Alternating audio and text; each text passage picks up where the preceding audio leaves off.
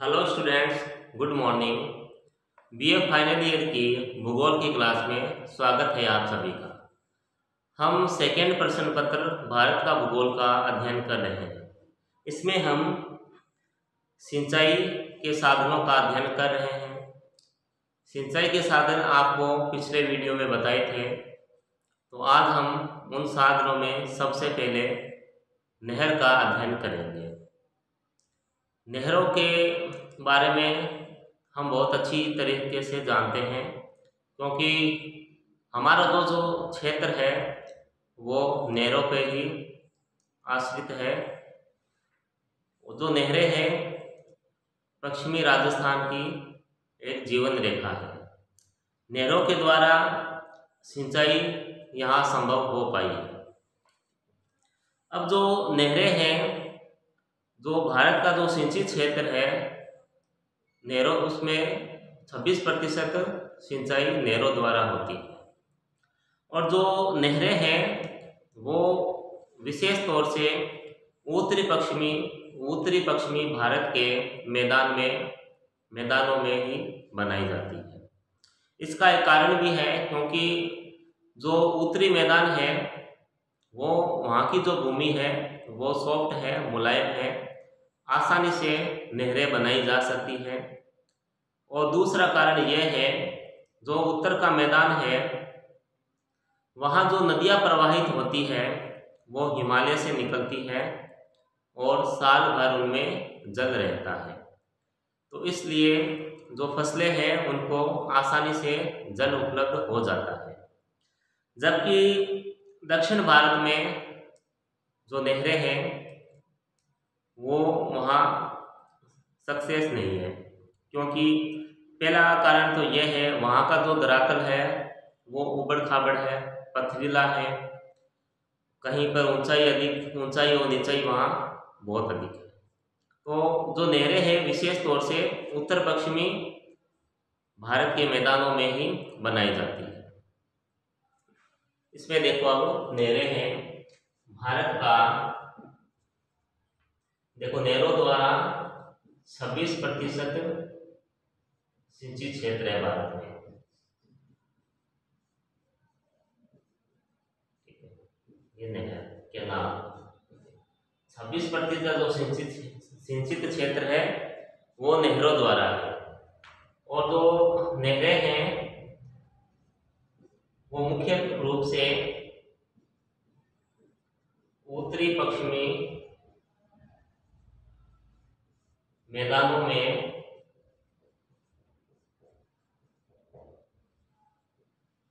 बनाई गई है। उत्तरी पश्चिमी में देखो उत्तरी मैदान भी आता है, तो वहाँ नहरें बनाई गई है। और यहाँ जो नहरें बनाई गई है उसमें देखो उसके कुछ कारण भी हैं कि मैदानी भागों में जो नहरें हैं वो क्यों बनाई गई है। देखो, मैदानी भागों में नहरें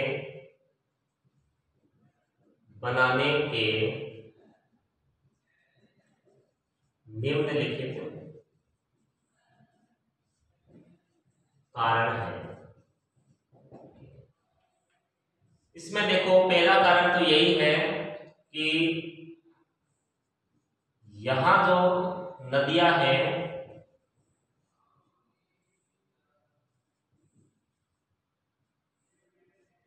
बारह मास यहाँ नदियों में 12 मास जल प्रवाहित होता है। 12 मास नदियों में जो जल है वो प्रवाहित होता है, क्योंकि जो नदियां हैं वो हिमालय से निकल रही है। नदियां हैं हिमालय से निकल रही है, और हिमालय पे जो बर्फ पिघलती है तो उसके द्वारा ये नदियों को जल मिलता है। तो यहाँ जैसे नहरें हैं तो उन्हें साल भर जल मिलता रहेगा, जिससे क्या होगा, फसलें अच्छी होगी। और यही कारण है कि उत्तर प्रदेश, पंजाब और हरियाणा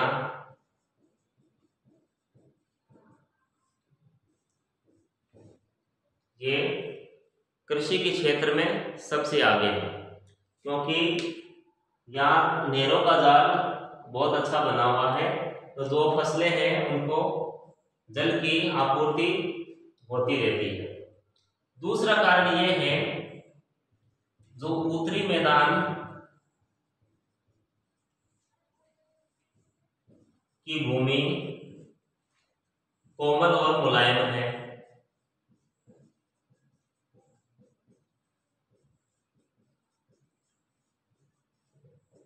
कोमल और मुलायम है, तो इसको नहरों को बनाने में आसानी होती है, क्योंकि इन क्षेत्रों में जो खुदाई है वो आसानी से हो सकती है। तीसरा जो कारण है, तो ये जो क्षेत्र है, उत्तरी मैदान का जो क्षेत्र है समतल है, तो क्षेत्र है वो समतल है, इसमें ढाल अधिक नहीं है, तो नहरें बनाने के लिए ये बहुत अच्छी और सुविधाजनक जगह है, उत्तर का मैदान है, क्योंकि यहाँ ढालबंद होता है।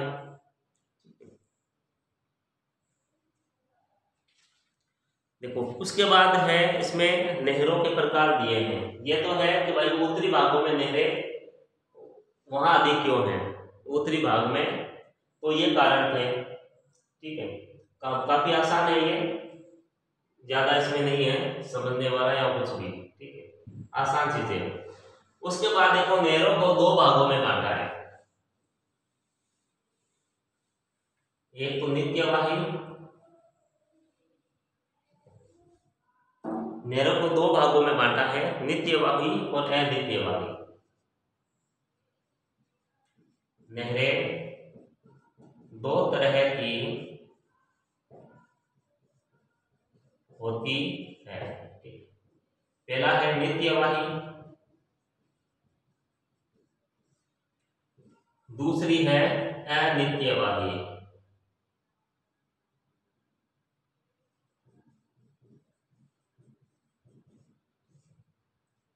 देखो, नित्यवाही में ये इनके नाम से पता चल जाता है, ये जो नित्यवाही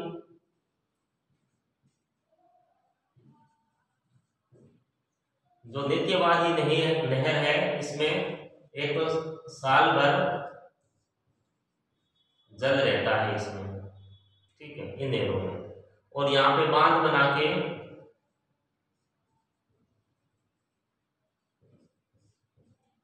नहरें बनाई जाती हैं।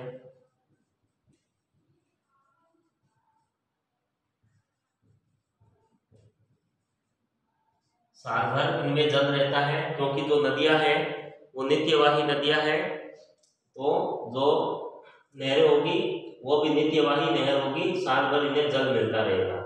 उसके बाद यहाँ बांध बनाकर भी नहरें बनाई जाती हैं। और जो अनित्यवाही नहरें हैं, इसमें देखो, इसमें क्या होता है, जब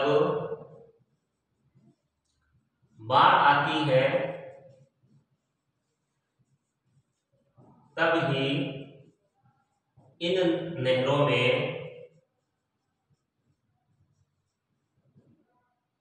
जल की आपूर्ति होती है। जब बाढ़ आती है तभी इन नहरों में पानी आता है, तो इन नहरों के द्वारा क्या होता है, एक फसल ही ली जाती है।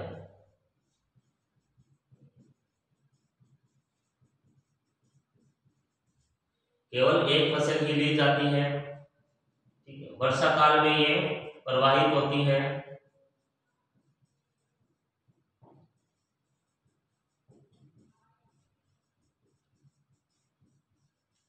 वर्षा काल में प्रवाहित होती है और ग्रीष्म ऋतु में सूख जाती है।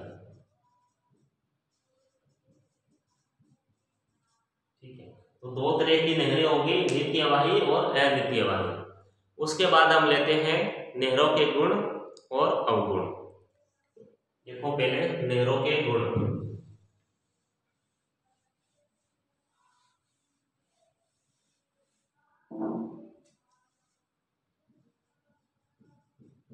नहरों के गुण। नहरों के गुण में देखो सबसे पहले है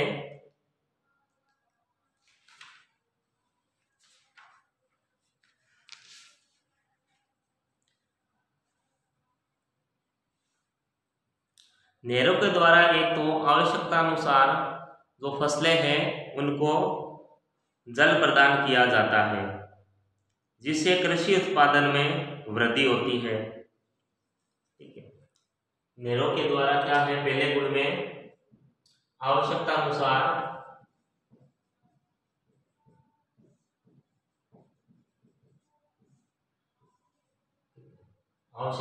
सिंचाई की जाती है, सिंचाई की जाती है, जिससे क्या होता है, फसलें अच्छी होती हैं, उत्पादन बढ़ता है। ठीक है, उसके बाद देखो इसके गुण में है कि नदियों द्वारा पर्वतों से लाई गई मिट्टी बहुत उपजाऊ होती है, जो नहरों द्वारा खेतों तक पहुंचाई जाती है। इस प्रकार मिट्टी की उपजाऊ शक्ति बनी रहती है। अब जो नहरें हैं वो नदियों द्वारा लाई गई, नदियों द्वारा लाई गई मिट्टी नहरों से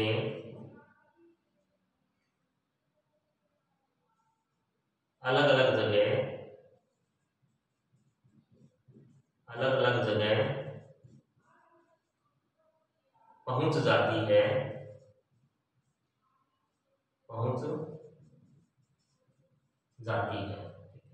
जिससे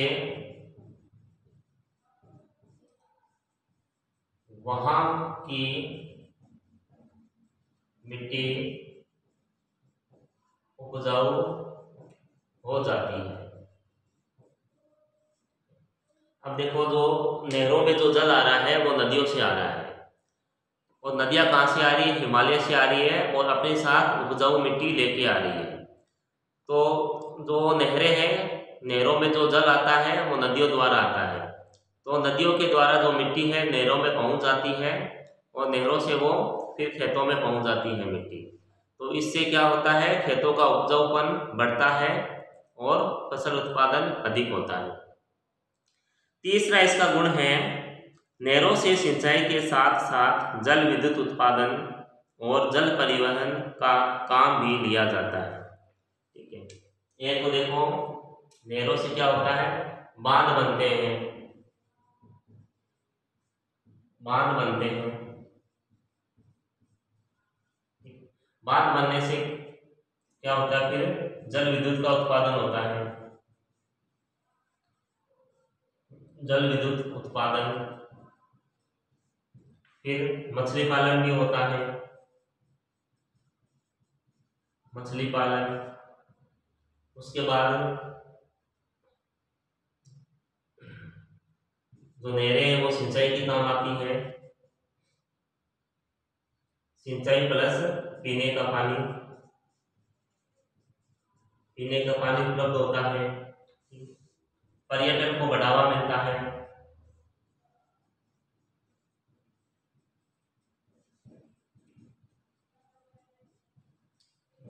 बाढ़ पे नियंत्रण होता है,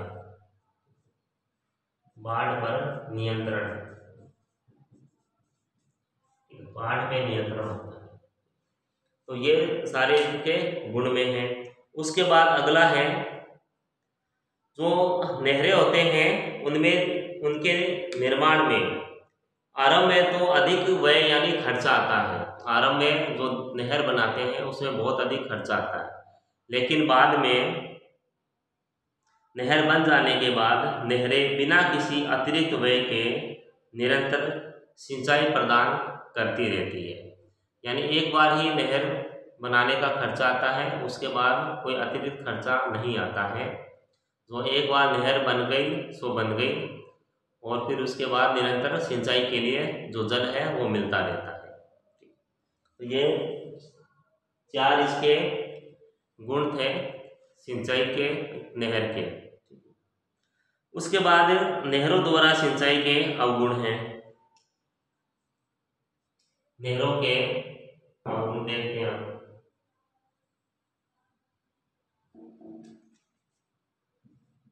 नहरों द्वारा सिंचाई के अवगुण, अवगुण देखते हैं क्या है।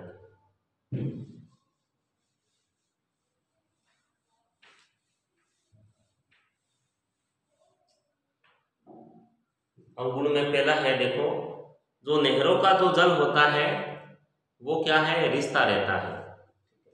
पहला अवगुण है, नहरों का जल रिसता है।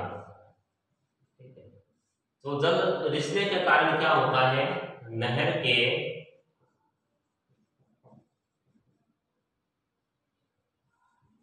आसपास की भूमि दलदली हो जाती है।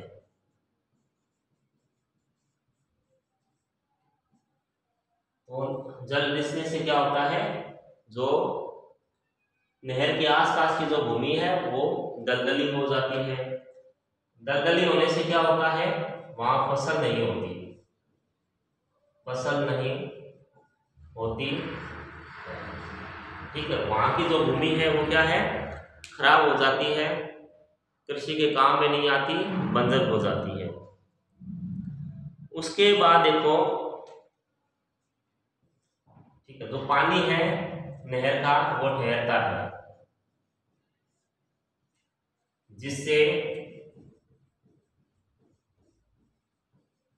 मच्छर पैदा होते हैं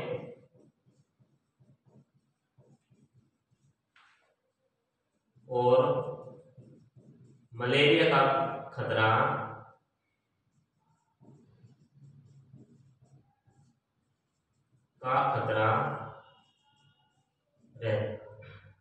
बना रहता है। जो जल है नहरों, जो जहाँ जल होता है वहाँ मच्छर जरूर पनपते हैं। तो जो नहरी क्षेत्र होते हैं वहाँ मच्छर बहुत अधिक होते हैं, जिससे जो मलेरिया रोग है वो अधिक फैलता है। देखो, तीसरा जो कारण है, तो किसान क्या करते हैं, तो खेत को पानी से भर देते हैं। देखो, खेत को पानी से भर देने से क्या नुकसान होता है, जो अंडरग्राउंड वाटर होता है वो भी क्या है, ऊपर आ जाता है। जो भूमिगत जल जब ऊपर आता है तो उसके साथ जो लवण होते हैं वो भी भूमि पे आ जाते हैं। देखो, लवण होते हैं वो भूमि पे आ जाते हैं।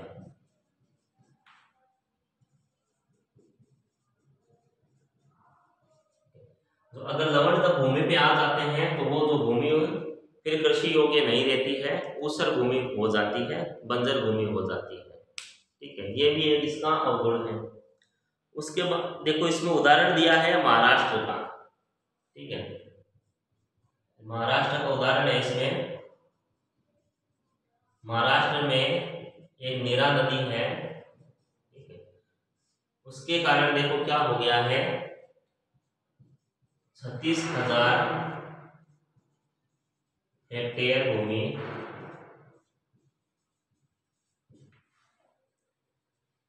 बंजर हो गई है या ऊसर हो गई है।